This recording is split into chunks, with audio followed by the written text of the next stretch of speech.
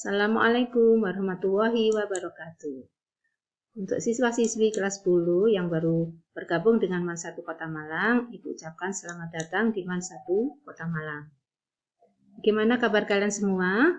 Ibu harap kalian sehat dan selalu dilindungi oleh Allah Subhanahu wa Ta'ala.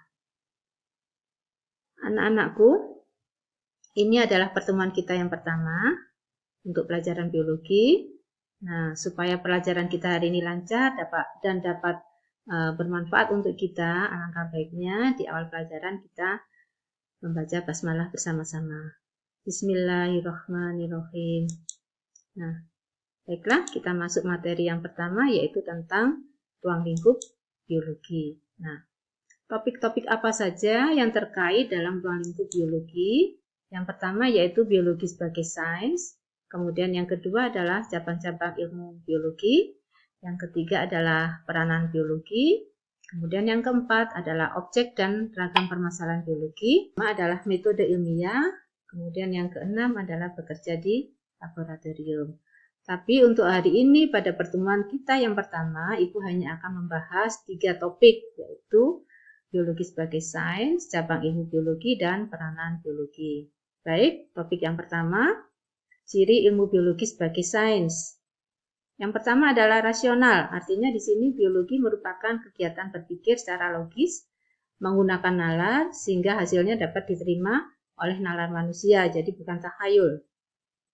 Yang kedua adalah objektif, artinya sains merupakan kebenaran, karena di dasar data-data yang kita peroleh tanpa adanya pengaruh pribadi atau pendapat pribadi. Nah, contohnya di sini, kalau suatu data itu mungkin hasilnya 30, data itu hasilnya 30, maka karena kita tidak suka dengan nilai 30, kita ubah menjadi 70. Nah, itu tidak boleh, karena nanti akan berpengaruh pada penilaian objektifnya. Jadi, pendapat pribadi kita tidak boleh mempengaruhi dari sains, tidak boleh berpengaruh pada sains. Jadi, hasilnya memang sesuai dengan data. Yang ketiga adalah empiris, artinya sains dapat dibuktikan dengan pengamatan, penelitian, atau eksperimen. Kemudian yang keempat adalah akumulatif.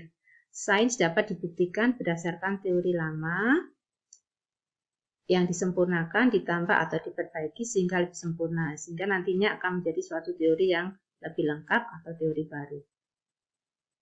Nah, sebetulnya apa sih biologi itu? Kalau kita simak, biologi itu terdiri dari 2 kata, yaitu bios artinya hidup dan logi artinya ilmu. Jadi, sebetulnya adalah biologi itu adalah ilmu tentang makhluk hidup dan gejala kehidupan. Nah, mengapa harus belajar? Apa manfaatnya untuk kita?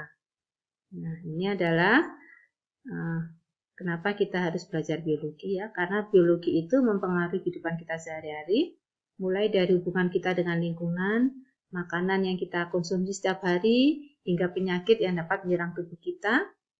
Sehingga dengan paham biologi kita dapat memahami diri kita sendiri, kemudian dapat meningkatkan kualitas hidup kita dan juga lebih bijaksana terhadap lingkungan yang ada di sekitar kita.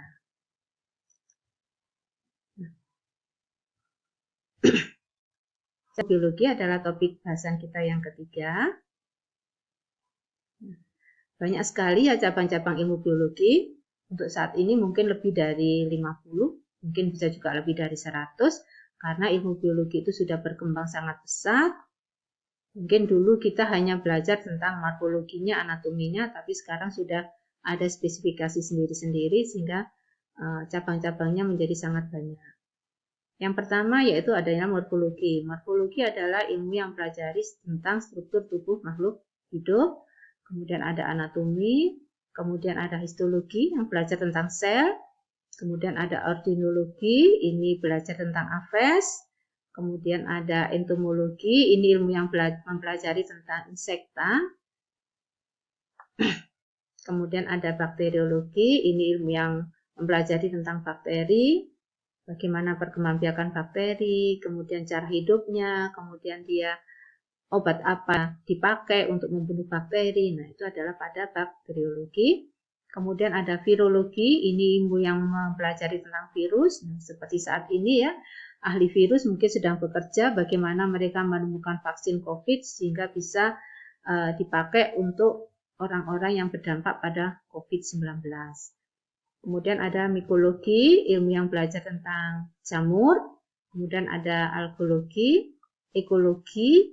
Nah, ini ilmu yang terkait dengan lingkungan kita, jadi bagaimana hubungan timbal balik antara makhluk hidup dengan lingkungannya atau abiotiknya. Kemudian mikrobiologi, ini adalah ilmu yang mempelajari tentang mikroorganisme, jadi organisme yang kecil-kecil.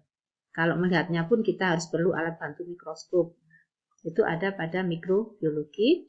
Kemudian bioteknologi, yaitu pemanfaatan mikroorganisme atau pemanfaatan makhluk hidup dengan menggunakan teknologi untuk memperoleh jasa atau produk tertentu. Nah, contohnya yang ibu sering pakai yaitu tempe, tape, yogurt, Yakult. Nah, itu semua adalah produk-produk dari bioteknologi. Kemudian ada fisiologi tentang faal tubuh, fungsi faal-faal tubuh, dan kemudian genetika. Mungkin kalian nanti ketika melihat di internet atau browsing di internet, cabang-cabang biologi bukan hanya ini, tapi banyak sekali. Silakan kalian nanti browsing di internet tentang cabang-cabang ilmu biologi sehingga pengetahuan kalian bertambah. Nah, apa sih manfaatnya kita mempelajari biologi? Yang pertama yaitu di bidang kedokteran. Nah, banyak sekali ini manfaatnya ya. Ditemukannya metode transplantasi pencangkokan organ bagi orang-orang yang mengalami kerusakan atau disfungsi organ. Kemudian ditemukannya vaksin sehingga kita dapat mencegah tubuh kita supaya tidak tertular penyakit TBC ataupun cacar dan sebagainya. Kemudian ada teknik bayi tabung bagi pasangan yang kesulitan memiliki keturunan. Kemudian ada mikrobiologi kedokteran, ditemukannya antibiotik untuk berbagai penyakit yang disebabkan oleh bakteri. Kemudian manfaat di bidang biotek, sudah saya singgung di atas tadi ya, banyak sekali produk-produk yang memanfaatkan jasa dari bioteknologi, yaitu ada yogurt, ada mentega, ada pembuatan keju. Nah, itu semua adalah produk-produk yang memanfaatkan jasa bioteknologi. Banyak sekali produk yang memanfaatkan ini.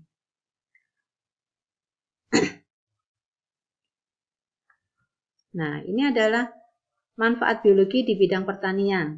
Ditemukannya padi jenis unggul. Nah, kalau padi tadi biasanya umurnya bisa sampai 5-6 bulan, tapi padi sekarang itu umurnya hanya 3 bulan sudah bisa kita panen. Nah, ini adalah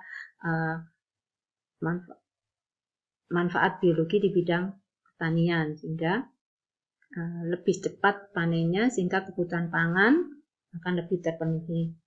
Kemudian di bidang peternakan banyak sekali ya juga ada ayam petelur, kemudian ada ayam lebih gemuk daripada ayam-ayam kampung, kemudian ada sapi pedaging. Nah, karena memang dihasilkan dagingnya sehingga produksi dagingnya lebih besar daripada kalau tidak menggunakan produk sapi tersebut. Kemudian di bidang farmasi pun juga banyak sekali ditemukan obat-obat yang bisa menunjang kesehatan kita ataupun obat-obat yang memang digunakan fungsinya untuk mengobati penyakit tertentu.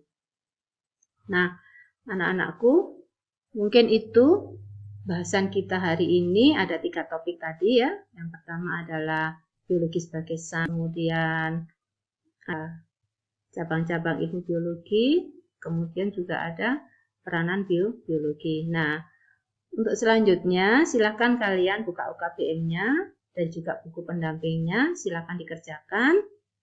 Jangan lupa belajar di rumah. Bahasan topik yang 3 tadi akan kita bahas pada pertemuan berikutnya. Assalamualaikum warahmatullahi wabarakatuh.